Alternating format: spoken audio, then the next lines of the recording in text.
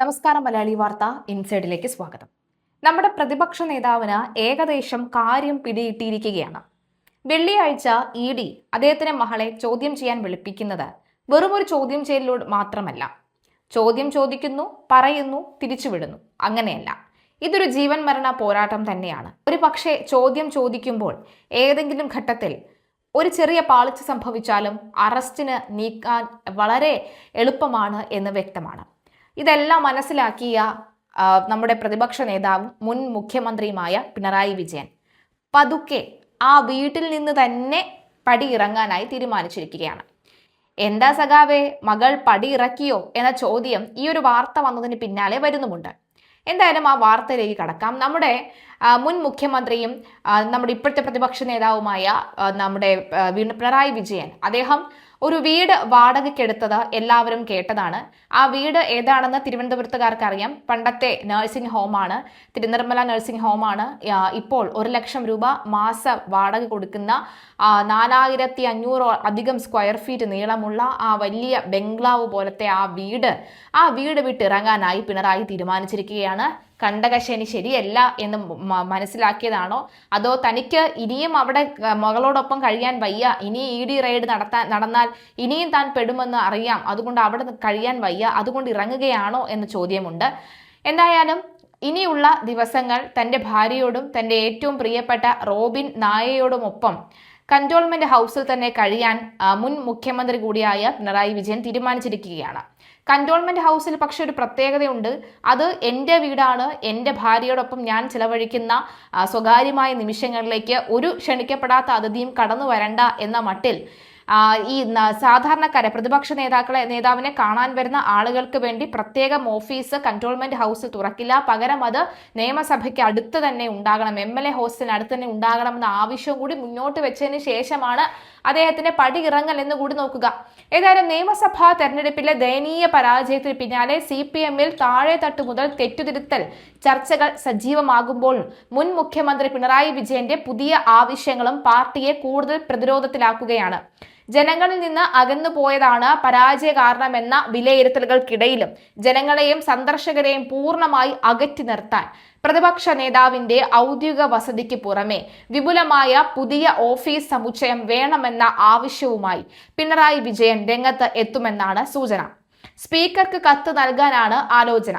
മകൾ വീണ വിജയന്റെ വാടക വീട്ടിൽ നിന്നും പ്രതിപക്ഷ നേതാവിന്റെ ഔദ്യോഗിക വസതിയായ കന്റോൺമെന്റ് ഹൗസിലേക്ക് മാറുമ്പോഴാണ് മുൻഗാമികൾ ആരും ഉന്നയിക്കാത്ത കടുത്ത നിബന്ധനകൾ അദ്ദേഹം മുന്നോട്ട് വെക്കാൻ ഒരുങ്ങുന്നത്. മുഖ്യമന്ത്രിക്ക് ഭരണസിരാ കേന്ദ്രമായ സെക്രട്ടേറിയറ്റിൽ പ്രത്യേക ഓഫീസ് സംവിധാനം ഉള്ളതുപോലെ തന്നെ പ്രതിപക്ഷ നേതാവിനും നിയമസഭാ മന്ദിരത്തോട് ചേർന്ന് വിപുലമായ ഒരു സ്വതന്ത്ര ഓഫീസ് സൗകര്യം വേണമെന്നാണ് പിണറായി വിജയന്റെ പ്രധാന ആവശ്യം. തന്റെ ഔദ്യോഗിക പേഴ്സണൽ സ്റ്റാഫ് അംഗങ്ങൾക്കും മറ്റ് ജീവനക്കാർക്കും സുഗമമായി ജോലി ചെയ്യുന്നതിനായി MLA ക്വാർട്ടേഴ്സിനോട് ചേർന്ന് പ്രത്യേക സൗകര്യം ഒരുക്കണം. അതായത് കന്റോൺമെന്റ് ഹൗസിൽ പൊതുജനങ്ങളോ സന്ദർശകരോ വരേണ്ടതില്ലെന്നും ഔദ്യോഗിക ആവശ്യങ്ങൾക്കായി എത്തുന്നവരെല്ലാം പ്രതിപക്ഷ നേതാവിന്റെ പുതിയ ഓഫീസിലേക്ക് വരണമെന്നുമാണ് അദ്ദേഹം ആവശ്യപ്പെടുന്നത്. ഇത്രയും കാലം പ്രതിപക്ഷ നേതാക്കന്മാരായിരുന്നവർ തങ്ങളുടെ വസതിയിൽ തന്നെയായിരുന്നു ഓഫീസ് സന്ദർശക സൗകര്യങ്ങളും ഒരുക്കിയിരുന്നത് എന്ന ചരിത്രമാണ് പിണറായിയുടെ ഈ പുതിയ നിർദ്ദേശത്തോടെ തിരുത്തപ്പെടുന്നത്. പൊതുജന സമ്പർക്കം പാർട്ടിയുടെ അന്തകനായി എന്ന് വിലപിക്കുന്ന CPM-ന് ജനങ്ങളെ കന്റോൺമെന്റ് ഹൗസിന്റെ പടിക്ക് പുറത്ത് നിർത്താനുള്ള പിണറായിയുടെ ഈ പിടിവാശി വലിയ തിരിച്ചടിയാകുമെന്ന അഭിപ്രായമുണ്ട്. അതുകൊണ്ട് തന്നെ തിരുത്തിപ്പിക്കാനും പ്രത്യേക നീക്കമുണ്ട്. നിലവിൽ മകൾ വീണ വിജയനും മരുമകൾ മുഹമ്മദ് റിയാസും വാടകയ്ക്കെടുത്ത വീട്ടിലാണ് പിണറായി വിജയനും ഭാര്യ കമലയും താമസിക്കുന്നത്.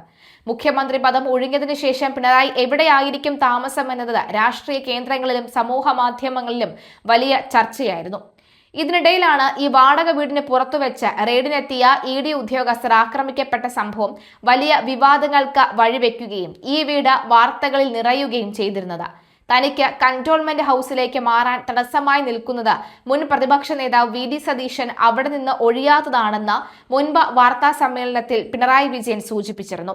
എന്നാൽ സതീശൻ മുഖ്യമന്ത്രിയായി ക്ലിഫ് ഹൗസിലേക്ക് മാറുന്നതോടുകൂടി കന്റോൺമെന്റ് ഹൗസിലെ അറ്റകുറ്റപ്പണികൾ പൂർത്തിയാക്കി പിണറായിയും സംഘവും അങ്ങോട്ടേക്ക് പ്രവേശിക്കും. കന്റോൺമെന്റ് ഹൗസിലേക്ക് താമസം മാറുമ്പോൾ പിണറായി വിജയന്റെ പ്രിയപ്പെട്ട വളർത്തുനായ റോബിനും ഒപ്പം ഉണ്ടാകും. യഥാർത്ഥത്തിൽ ഈ വളർത്തുനായയുടെ സൗകര്യം കൂടി മനസ്സിലാക്കി അല്ലെങ്കിൽ സൗകര്യം കൂടി കണക്കിലെടുത്താണ് പിണറായിയെ കന്റോൺമെന്റ് ഹൗസിലേക്ക് എത്തിച്ചതെന്നാണ് കൗതുകകരമായ കാര്യം. നേരത്തെ AKG സെന്ററിന് സമീപമുള്ള ചിന്ത ഫ്ളാറ്റിലേക്ക് പിണറായി മാറുമെന്നാണ് കരുതിയിരുന്നത്. പിണറായിക്കും അതിലായിരുന്നു താല്പര്യം. എന്നാൽ ഫ്ളാറ്റ് സംസ്കാരത്തിൽ വളർത്തുനായ റോബിനെ പരിപാലിക്കുന്നതിനും യഥേഷ്ടം സഞ്ചരിക്കുന്നതിനും സുരക്ഷ ഉറപ്പാക്കുന്നതിനും വലിയ പരിമിതികൾ ഉണ്ടെന്ന് മനസ്സിലാക്കിയതോടുകൂടിയാണ് ഔദ്യോഗിക വസതി റെഡിയാകുന്നതുവരെ മകളുടെ വാടക വീട്ടിൽ തുടരാൻ അദ്ദേഹം തീരുമാനിച്ചത്. കന്റോൺമെന്റ് ഹൗസിലേക്ക് മാറുമ്പോൾ മകൾ വീണയും റിയാസും വാടക വീട്ടിൽ തന്നെ തുടരാനാണ് സാധ്യത. പിണറായിയും ഭാര്യയും പേഴ്സണൽ സ്റ്റാഫും റോബിനും മാത്രമായിരിക്കും കന്റോൺമെന്റ് ഹൗസിലെ പുതിയ അന്തേവാസികൾ. തെരഞ്ഞെടുപ്പ് തോൽവിക്ക് ശേഷം പാർട്ടി നേതാക്കളുടെ ആഡംബര ജീവിതവും ധാർഷ്ട്യവും തിരുത്തണമെന്ന് കേന്ദ്ര കമ്മിറ്റിയും സംസ്ഥാന കമ്മിറ്റിയും ആവർത്തിച്ച് ആവശ്യപ്പെടുമ്പോഴാണ് മുൻ മുഖ്യമന്ത്രി തന്റെ റോബിൻ എന്ന വളർത്തുനായയുടെ സുരക്ഷയും സ്വാതന്ത്ര്യത്തിനും വേണ്ടി ഔദ്യോഗിക വസതി ആഗ്രഹിക്കുന്നതും സന്ദർശകരെ കാണാൻ വേറെ ഓഫീസ് വേണമെന്ന ശാഠ്യം പിടിക്കുന്നതും. ഇത് പാർട്ടി ജനറൽ സെക്രട്ടറി ഉൾപ്പെടെയുള്ളവർ വിഭാവനം ചെയ്യുന്ന തെറ്റുതിരുത്തൽ പ്രക്രിയയുടെ പരാജയത്തിലേക്കാണ് വിരൽ ചൂണ്ടുന്നത്. താഴെത്തട്ടിലുള്ള അണികളോട് ലാളിത്യം പ്രസംഗിക്കുകയും ഉന്നത നേതാക്കൾക്ക് സുഖസൗകര്യങ്ങൾക്കായി പാർട്ടി സംവിധാനങ്ങളെയും ഖജനാവിനെയും ആശ്രയിക്കുകയും ചെയ്യുന്ന ഇരട്ടത്താപ്പ് CPM-നെ കൂടുതൽ ആഴത്തിലുള്ള പ്രതിസന്ധിയിലേക്ക് നയിക്കുമെന്ന കാര്യത്തിൽ സംശയമില്ല. മാത്രമല്ല, ഗോവിന്ദൻ ഇതൊക്കെ തന്നെ ചെറുതായി മനസ്സിലാക്കി തുടങ്ങി എന്നതിന്റെ ഏറ്റവും ഒടുവിലത്തെ ഉദാഹരണമാണ് എന്ത് വന്നാലും ആരെ കൊന്നാലും തെറ്റില്ല എന്ന് പറഞ്ഞിരുന്ന ഗോവിന്ദൻ വീണ വിജയനെ ഒടുവിൽ തള്ളിപ്പറയുന്ന സാഹചര്യം എത്തിയിരിക്കുന്നത്. അത് എക്സാലോജിക് മാസപ്പടി കേസിലാണ്. വീണയ്ക്ക് അന്ധമായി പ്രതിരോധം തീർക്കാനും ഇല്ല എന്നുള്ള തീരുമാനത്തിലേക്ക് CPM സംസ്ഥാന സെക്രട്ടറി MV ഗോവിന്ദൻ ഇറങ്ങുന്നത്. വെറുതെയല്ല കേരളത്തിൽ അതിശക്തമായ മഴ നിർത്താതെ പെയ്യുന്നത് എന്ന കമന്റുകളാണ് ഈ ഒരു വാർത്തയ്ക്ക് പിന്നാലെ പലരും പറഞ്ഞത്. പാർട്ടി നേതൃത്വത്തിലാണ് തീരുമാനം എടുത്തത്. എന്നാൽ കേസിൽ പിണറായി വിജയനെ ബന്ധപ്പെടുത്തിയാൽ ഇടപെടുമെന്ന് MV ഗോവിന്ദൻ പറയുകയും ചെയ്തു.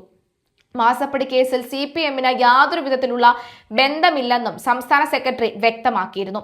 കേസിൽ ചോദ്യം ചെയ്യുന്നതിന് വേണ്ടി ഹാജരാക്കുവാൻ വീണയ്ക്ക് സമൻസ് നൽകിയ സാഹചര്യത്തിലാണ് പ്രതികരണം നടത്തിയത്. അതിനാൽ തന്നെ വെള്ളിയാഴ്ച വീണ വീഡിയോ ഓഫീസിൽ ഹാജരാക്കുന്നതിൽ CPM പ്രവർത്തകർ എതിർക്കില്ല എന്നും MV ഗോവിന്ദൻ പറഞ്ഞു.